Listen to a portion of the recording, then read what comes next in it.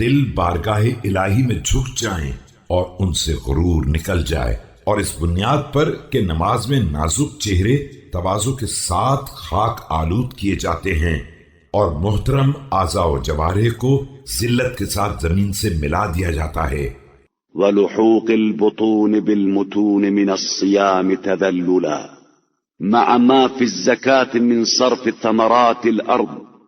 وغير ذلك إلى أهل المسكنة والفقر،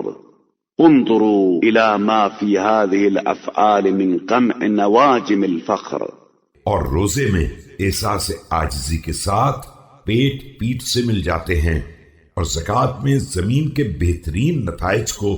فقراء اور مساکین کے حوالے کر دیا جاتا ہے، اور دیکھو کہ ان اعمال میں کس طرح تفاخر کے آثار کو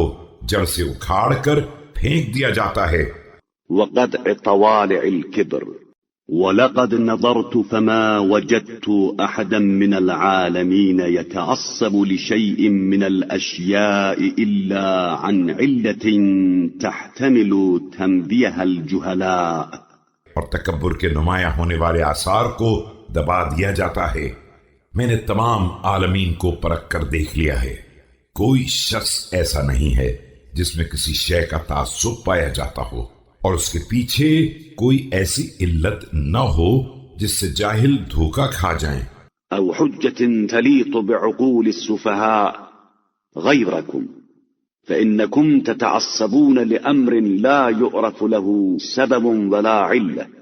أما إبليس فتعصب على آدم لأصله وطعن عليه في خلقته